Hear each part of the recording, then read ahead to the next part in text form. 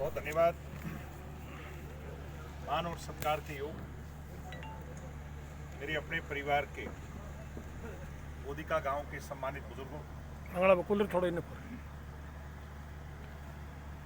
आज यहाँ पर देश का भविष्य नौजवान दोस्तों, मेरे साथ चल कर के आए पार्टी के हल्का के अध्यक्ष सरदार सरबजीत सिंह मसीता जी, पार्टी के सभी सीनियर लीडर साहिबान, इलाके के सरपंच साहिबान और सम्मानित इलाके की सरदारी।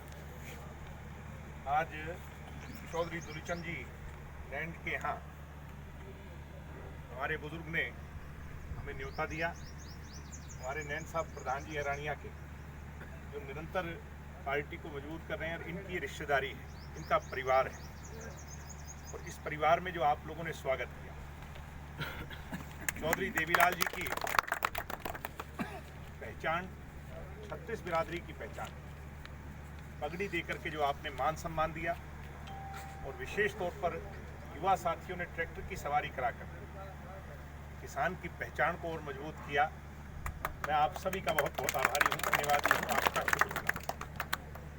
आज तो जहाँ आपसे मिलने आए हैं, आपका हालचाल जानने आए हैं, और इलाके के गांव के कोई छोटे मोटे काम हैं उससे आपके चर्चा कर उनको निपटाने आए।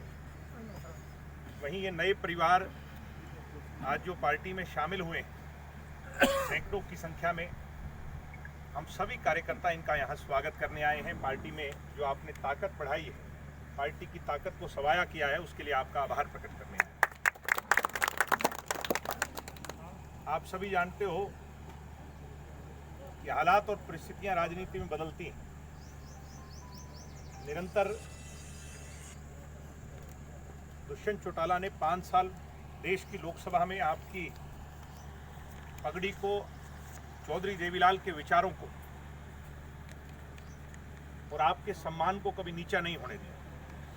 विपक्ष का सांसद रह करके भी दुष्यंत ने खूब मेहनत करी थी कि नहीं करी थी, जिसकी बदौलत हरियाणा प्रदेश में एक अलग जगह ये नौजवान जो है, इसके कंधों पर जिम्मेवारी डाली जानी चाहिए।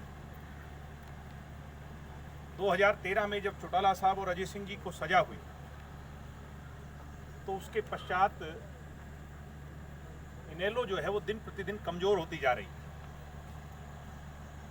मुझे ये बताने की आवश्यकता नहीं कि कमजोरी के कारण क्या थे, वो आप मेरे से भली भांति जानते हो।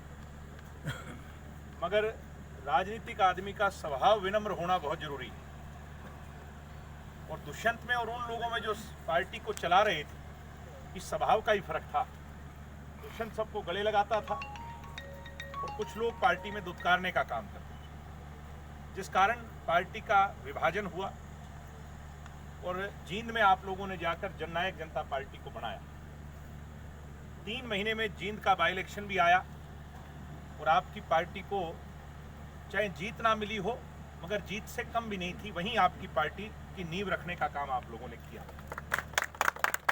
लोकसभा के चुनाव में कम वोट आने के बावजूद भी विधानसभा के चुनाव में आपने अपनी ताकत को दर्शाया। मात्र 6 महीने में 19% वोट हरियाणा में लेना कोई छोटी बात नहीं है। हिंदुस्तान में कोई दूसरी पार्टी ऐसी नहीं होगी जो इतने कम समय में इतने वोट हासिल। 10 सीट भी आपको आई। कुछ सीटें ऐसी हैं जो छोटे कम मार्जिन से हम पराजित हो गए, वो सीट भी हम जीत जाते तो शायद आज बड़े हिस्सेदार बन जाते।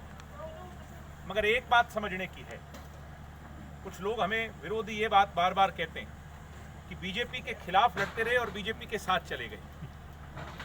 अगर बीजेपी के खिलाफ लड़ते तो हम लोगों के लिए लड़ रहे।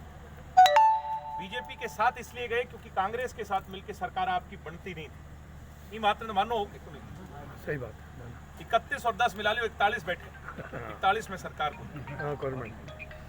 हरियाणा प्रदेश को स्थिर सरकार देने के लिए दुष्यंत ने बीजेपी के साथ सरकार बनाने का फैसला किया। आज वो प्रदेश के उप मुख्यमंत्री आपके आशीर्वाद से बने। आपका ही बेटा, आपका भाई है, आपका लाडला है। और सिरसा जिले के लिए गर्व की बात है कि आज चंडीगढ़ में 15 साल के बाद आपकी चौधर की दस्तक, मैं ये नहीं कहता पूरी आई है, मगर की ना की तो है को नहीं, 11 डिपार्टमेंट मैं तो बहुत माना जी। आज आपकी वहाँ पे पहचान है, और उस पहचान की बदौलत इतने कम समय में आपकी सिरसा का जिले का मेडिकल कॉलेज मंजूर करवाया कि नहीं करवाया। इसी प्रकार मेरे से पहले यहाँ पे 2-4 बातें गिनवा रहे, 75% आरक्षण, ये कांग्रेसी पिछले 6 महीनों में दर दर की ठोकर खाकर ये कह रहे थे कि आ बात तो हवा भाई होनों की को नहीं। 75% कैसे संभव है, कहते थे कि नहीं कहते थे? युवा साथियों बताओ भाई। आपके भाई ने, आपके बेटे ने उसको संभव करके दिखाया। 75% आरक्षण का कानून आज हरियाणा में पारित हो गया। 6 महीनों के बाद पढ़े लिखे नौजवान हमारे ITI करे हुए, इंजीनियरिंग करे हुए, जो आज यहाँ पर मेरी आवाज़ भी सुन रहे हैं, जिनको नौकरी ढूंढनी पड़ती थी, 6 महीनों के बाद जब ये कानून लागू हो जाएगा तो ये कंपनी वाले गोदिका गांव के अंदर चक्कर काटते दिखाई देंगे आपको। तो ये कहेंगे कि नौकरी ले लो, हमारे यहाँ बहुत खाली है, हालात ऐसे बन जाएंगे। इसी प्रकार आपके यहाँ तो मैं समझता हूँ कि पानी की बहुत बड़ी समस्या है, और घग्गर का नाली का पानी अगर आ जाए चैनल डिस्ट्रीब्यूशन प्रोसेस के तहत तो हमारा जो है ना वारे न्यारे हो जाएंगे। और आप बेचिंता रहो, ये भी हमारी प्राथमिकता है, दुष्यंत की चंडीगढ़ में बैठ के प्राथमिकता है कि दवाड़ी हलके के बहुत से गांवों को इस पानी की आवश्यकता है। हमें कितनी बड़ी कुर्बानी क्यों ना देनी पड़े, मगर इस पानी को आपके खेत की टेल तक पहुंचाने का काम दुष्यंत करता है। आज बातें तो बहुत सी हैं, मगर एक बात जो ज्यादा कांग्रेसी आपके बीच में चर्चा करेंगे, वो करेंगे वृद्धावस्था पेंशन 5100 की। और आप बात थे भी जानो कि सरकार अगर 46 सीट जेजेपी की पार्टी की होती तो फिर चौधरी देवीलाल जी की कलम उठाकर दुष्यंत को लिखने में कोई दिक्कत नहीं आती, वे 5100 पेंशन कर दी है।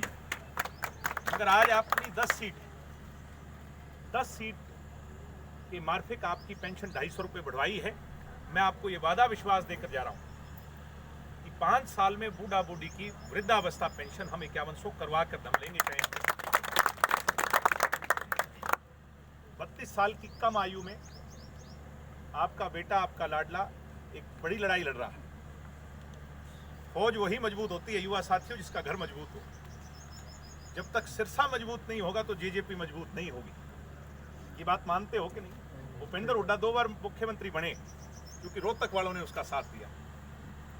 दुष्यंत का साथ अगर आज आप हालातों के हिसाब से दोगे, मेरे हिसाब से अपना तो इस सारे हालात में दुष्यंत ही आपका अपना है कि दूसरा भी कोई है? अगर कल को सरकार बना सकता है तो दुष्यंत ही बना सकता है, आपके लिए और दूसरा आदमी कोई नहीं है। तो मैं आपसे यही कहूँगा भाई, आप अपने भाई का, बेटे का साथ दो, जेजेपी का साथ दो। निरंतर आपके बीच में रह करके इस लड़ाई को लड़ेंगे। और आज 10 हैं, कल 46 भी आएंगी, और फिर जब 46 आपकी होंगी तो गोदिका गांव का तो हर आदमी मुख्यमंत्री होगा कि नहीं होगा? और फिर चंडीगढ़ में आप कोई काम जाओगे तो अधिकारी आपको खड़े होकर सलूट मारेंगे, वो हालात भी पैदा होंगे। मगर उसके लिए हमें संगठित होना होगा। जो लोग भ्रमित करते हैं उनके बहकावे में ना आकर हमें अपनी पार्टी को मजबूत करना होगा। और इसी रास्ते पर चलकर आज नैन परिवार ने और लोगों ने भी पार्टी का साथ देने का मन बनाया है। मैं दिल की गहराई से आप सबका बहुत बहुत आभारी हूँ। धन्यवाद। जनता पार्टी जिंदाबाद। ताऊ देवीलाल। आपके 2 काम आपने मुझे बताए। एक तो गांव के कोई छोटे मोटे, कोई सड़क का हो, कोई पंचायत घर को के प्रांगण को पक्का कराने का हो, ये जोड़ आपका है, इसकी 4 दीवारी का हो, कोई BPL का हो, कोई और छोटे मोटे जो काम हैं, इनका एस्टीमेट सरपंच साहब बनवा के और इसको सबमिट करा दें। कोशिश ये करेंगे कि आपकी इसी टर्म में इसको पूरा करवाएं। और रही बात आपकी गौशाला के शेड की, जिसके लिए 5 लाख का आवेदन आपने कहा है, सरकार से किया है, मैं आज ही इसको, क्योंकि कल चंडीगढ़ मैंने जाना है, इसका भी वो बनवा करके और हम इसको भी जल्द से जल्द मंजूर करवाएंगे। ये मैं आज आपके बीच में घोषणा करता हूं।